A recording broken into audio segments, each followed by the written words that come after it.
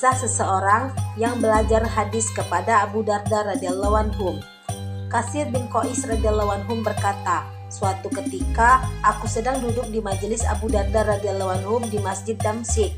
Kemudian datanglah seorang lelaki menghampiri Abu Darda, lalu berkata, aku datang dari Madinah Munawwaroh. Aku datang ke sini semata-mata untuk mendengar sebuah hadis darimu. Aku dengar engkau telah mendengar hadis tersebut langsung dari Rasulullah SAW. Abu Darda radhiyallahu anhu bertanya kepada lelaki tersebut, apakah kamu kesini sambil berdagang? Lelaki itu menjawab, tidak. Abu Darda radhiyallahu anhu bertanya lagi, apakah ada urusan lain sehingga engkau datang kemari? Jawab lelaki itu, tidak ada. Aku datang kemari hanya untuk mengetahui hadis itu.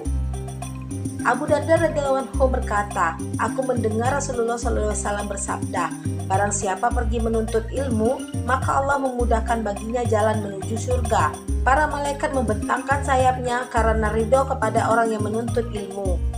Dan semua makhluk hidup di bumi akan memohonkan ampunan bagi penuntut ilmu, hingga ikan-ikan di lautan pun memohonkan ampun baginya. Keutamaan orang alim daripada ahli ibadah adalah seperti perbedaan bulan dan bintang-bintang di langit. Ulama adalah pewaris para nabi. Para nabi alaihissalam tidak mewariskan dinar atau dirham, tetapi mewariskan ilmu.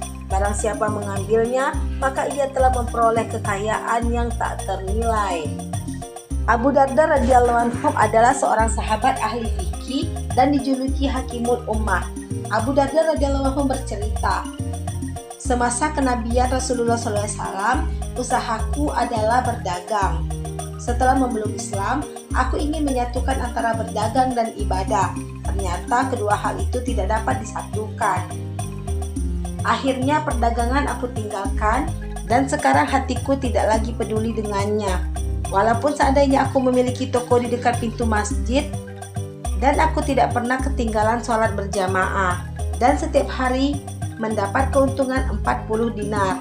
Lalu semua keuntungan itu kusedekahkan. Hatiku tidak dapat menerimanya.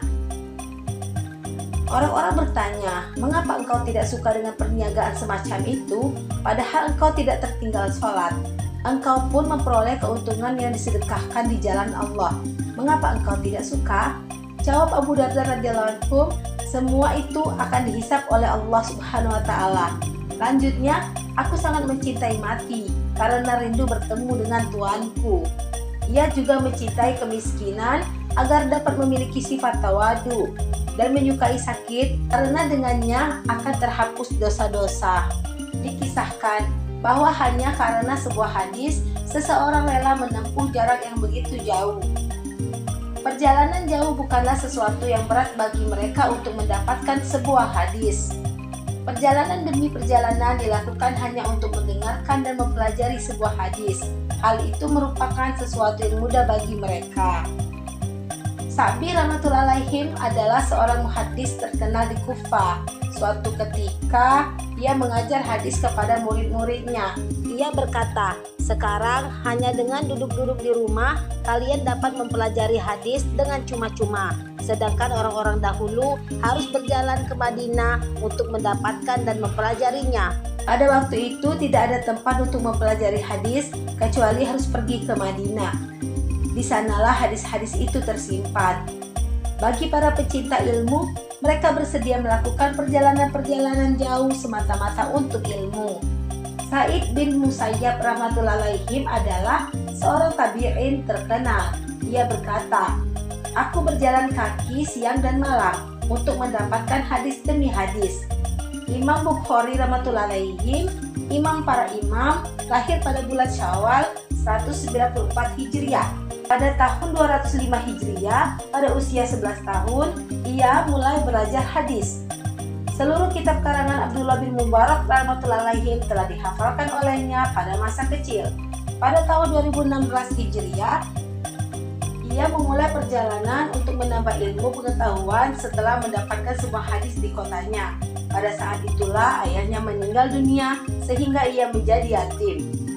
Ibunya ikut menemani perjalanannya. Mereka berjalan ke Bal, Baghdad, Mekah, Basrah, Kufah, Syam, Asqalan, Hims, dan Damsyik. Dari kota-kota inilah Imam Bukhari berusaha mendapatkan hadis. Apabila di suatu tempat tersimpan satu hadis, maka ia akan segera mendatanginya. Walaupun umurnya masih sangat muda, ia sudah menjadi pengajar hadis. Pada saat itu, janggutnya belum tumbuh sehelai pun. Bukhari berkata, "Aku menulis ketetapan-ketetapan para sahabat dan tabi'in pada umur 18 tahun." Hashid rahmatullahi dan seorang temannya berkata, "Kami bersama Bukhari biasa mendatangi guru untuk belajar. Kami dan teman-teman senantiasa menulis pelajaran, sedangkan Bukhari tidak pernah menulisnya hingga pulang. Setelah beberapa lama, kami mengingatkan dirinya, 'Waktumu telah banyak disia-siakan.' Ia hanya diam. Setelah berulang kali dikatakan kepadanya, barulah ia bicara, 'Kalian ini menggangguku saja. Ambillah apa yang telah kalian tulis.' Maka kami mengeluarkan kitab kumpulan hadis yang telah kami tulis sejumlah 15.000 hadis lebih. Kemudian ia membacakan semua hadis itu melalui hafalannya sehingga kami merasa takjub.